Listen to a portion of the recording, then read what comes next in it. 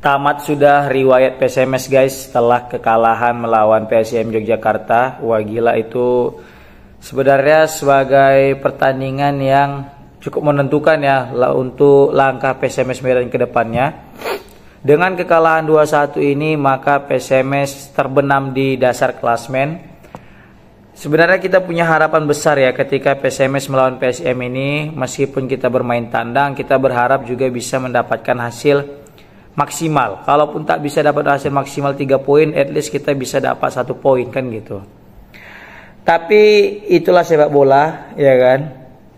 Sesuatu yang kita inginkan ternyata tak sesuai ya kan. Dengan permainan, hasil, harapan, wah semuanya gagal. Terbukti dari skor yang berakhir 2-1 ketika Niko Malau sudah memperkecil ketertinggalan menjadi 2-1. Sempat muncul harapan bahwasanya PSMS bakal bisa untuk mengejar ketertinggalan lagi atau menyamakan kedudukan atau mungkin berbalik unggul gitu kan. Tapi setelah daripada gol PSMS itu, seakan PSMS tuh kehabisan tenaga ya, dalam aku bisa bilang kehabisan akal, ide atau taktik gitu ya lebih tepatnya. Karena apa? Karena setelah itu malah yang aku lihat peluang PSIM itu yang lebih banyak berbahaya ketimbang kita. Padahal kita posisinya ketertinggalan. Seharusnya jika sudah tahu kita ketertinggalan maka kita wajib all out kan gitu kan bermain. Sehingga kita yang menyerang untuk mencari gol penyama kedudukan. Tapi yang terjadi sebaliknya, malah kelihatan PSIM yang lebih serius untuk mencari kemenangan padahal mereka sudah unggul 2-1. Dengan hasil kekalahan ini jelas langkah PSMS untuk lolos ke babak 12 besar terasa sangat berat. Bukan apa-apa, dengan kekalahan melawan PSM ini tidak hanya merusak posisi PSMS tapi juga merusak mental pemain dan merusak daripada harapan supporter. Pemain juga pasti akan terkena imbas daripada kekalahan ini, ya kan? Bukan apa-apa. Mungkin kalau dari segi pertandingan terakhir kan PSMS kalau nggak salah berakhir imbang ya 0-0 melawan PSIM di babak 8 besar 2 tahun atau 3 tahun lalu itu ya. Nah tapi kali ini kita mesti kalah ya kan. Para pemain PSMS juga terlihat tidak seperti biasanya ya, khususnya di babak pertama itu kita sangat mudah sekali aku lihat kebobolan di awal-awal pertandingan. Memang kebobolannya kita itu di menit 20 dan 27 ya kalau nggak salah, 21 atau 28 gitu. Nah jadi kita itu kan kalau yang aku perhatikan ya, PSMS asal main itu selalu kebobolan di menit-menit awal. Mudah, bukan selalu, mudah kebobolan di menit-menit awal. Nah jadi mungkin ini bisa jadi evaluasi tersendiri bagi coach kita untuk meracik strategi lagi. Aku sebenarnya salut sih sama permainan PSMS ya, dalam artian PSMS meskipun bermain tandang tapi tidak parkir bus. Nah aku suka tuh. Jadi istilahnya kita ya di kandang lawan pun ayo gas gitu ya kan. Walaupun memang hasilnya memang tidak seperti yang kita inginkan. Terbukti ya gara-gara kita juga bermain terbuka, lawan pun juga mudah untuk mengacak-ngacak pertahanan kita. Ketika kita main terbuka maka pun tim tamu yang sudah bermain terbuka juga bakal menjadi lebih beringas lagi gitu kan. Terbukti gol pertama itu Ahmad Paris ya, kalau nggak salah itu back ya, kalau nggak salah center back Ahmad Paris ini. Melalui free kick dia sundul dan masuk Abdurrahim. Nah jadi ini sesuai dengan keinginan kita juga. Abdurrahim sudah main, bukan adiksi lagi ya kan. Jadi apapun hasilnya mari kita terima bersama-sama. Kemudian gol kedua yang aku soroti di sini adalah hebatnya itu Gulam sih. Gulam ini keren banget, nomor 7 PSIM ya. Jadi banggalah PSIM punya punya pemain ya. Dia gelandang serang masalah. Pemain sekelas Gulam ini. Gulam ini betul-betul asik lah aku ngeliatnya ya. Dia itu betul-betul motor serangan, ide kreativitas daripada PSIM itu ada di tangan Gulam kalau aku lihat. Dan terbukti Niko ya, gol kedua ini kita bahas gol kedua. Niko masuk merangsek dari sisi pertahanan PSM sebelah kanan. Dia masuk nyerang sebelah kiri dari posisi PSM. Gocek dikit terus dia ngumpan. Nah ngumpan itu ke Gulam di daerah tengah di luar kotak penalti. Ketika Gulam mendapatkan bola itu dia kontrol juga bagus. Dia gocek, aku di awal mikir dia bakal nge-shoot gitu kan. Dia gocek satu, terus gocek kedua. Nah, gocek kedua aku pikir dia akan ngoper ke umpan dekat, ke dekat siapa lupa pula satu itu ya, pemain PSM di depan. Tapi dia punya visi lain. Lihat itu hebatnya Gulam, dia bisa lihat ternyata di situ ada Niko juga, bukan Niko Malo ya, Niko pemain PSM yang sudah tidak terkawal. Padahal ada terkawal, tapi di belakangnya sama aja kan, nggak ngaruh gitu. Itu bukan ngawal namanya kan gitu, back PSM sudah. Ya namanya juga mungkin orang masih terkesima dengan Malau dengan siapa ya, si Gulam, karena dia gocek-gocek orang mikir nge-shoot. Jadi orang gagal fokus dengan sisa pemain di sekitar kotak penalti PSMS.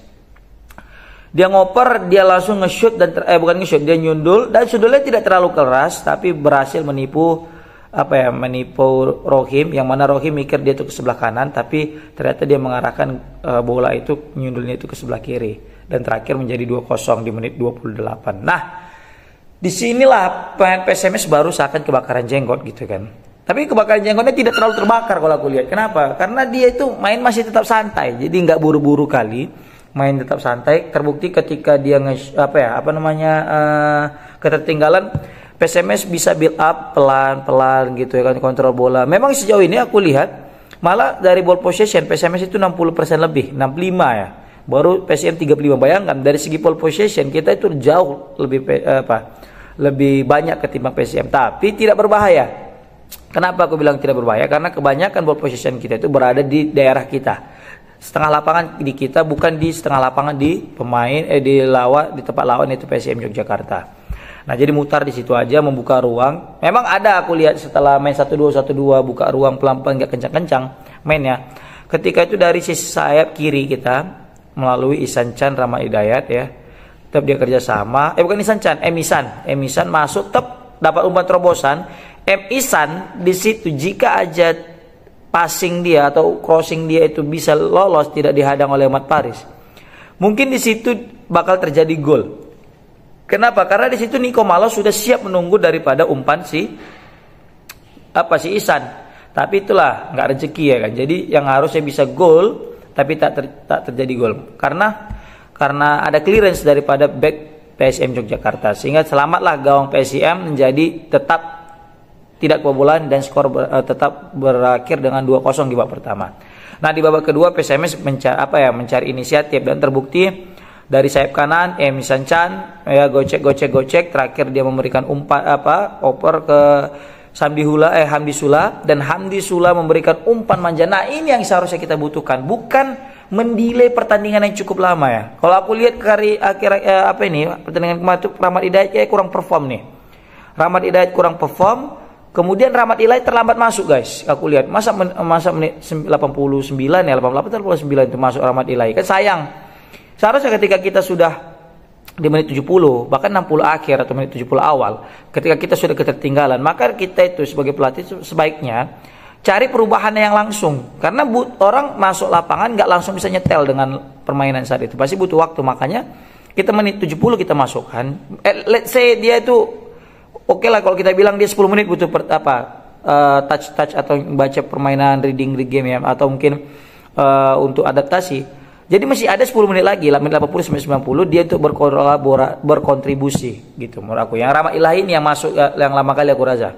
Ya kan? Udah gitu Rahmat Hidayat juga kayak kurang perform, mungkin nggak tahu ya, namanya juga main bola pasti ada harinya, ada nggak harinya gitu. Mungkin hari ini adalah bukan harinya Rahmat Hidayat, seperti itu guys. Tapi apapun itu kita tetap support pemain PSMS, semoga jadi lebih baik lagi ke depannya. Nah, di gol kedua itu Hamdi Sula ngoper. Terus di situ ada Niko Malo. Memang Niko Malo ini gak ada obat sih aku bilang ya. Kayak gak ada capeknya Niko Malo ini, serius. Niko Malo inilah striker yang betul-betul main demi lambang di dada guys. Betul aja gue lihat. Lihat gol dia yang pertama itu, gol memperkecil ketertinggalan. Itu dia diapit sama 2 back PSMC. Tapi gila, boleh kalah postur, boleh kalah jumlah, tapi lihat timing dia, skill dia untuk nyundul itu pas. Memang pengalaman berbicara guys. Di situ ada umpan crossing daripada Hamdi Sula dan dia diapit oleh back PSM, tapi masih bisa melancarkan sundulan tepat sasaran masuk. Meskipun sebelumnya mengenai tiang, tapi tiang dalam, terakhir masuk ke dalam gawangnya. Nah, itu ke dalam gawang PSM dan berakhir 2-1. Nah, di sini yang mau aku kasih tahu adalah jangan lama-lama pegang bola. Kalau ada bola, ada apa kesempatan umpan crossing, karena kita ini punya striker haus guys. Itu PSM Nico Malo itu striker yang butuh umpan aja, udah kasih umpan manja, mau sundulan mau bola datar, dia itu bisa eksekusi, bisa konversi jadi gol, dan terbukti dia dapat umpan crossing itu langsung cetak gol.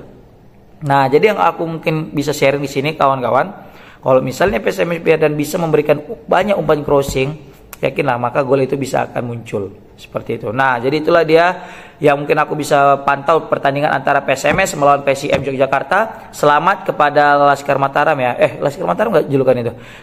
Selamatlah pokoknya kepada supporter PSIM, pemain PSIM atas kemenangannya 2-1. Semoga nanti PSMS juga bisa mendapatkan kemenangan lagi, dan PSMS ayo kita kita balas kekalahan PSIM nanti di Stadion Barudin.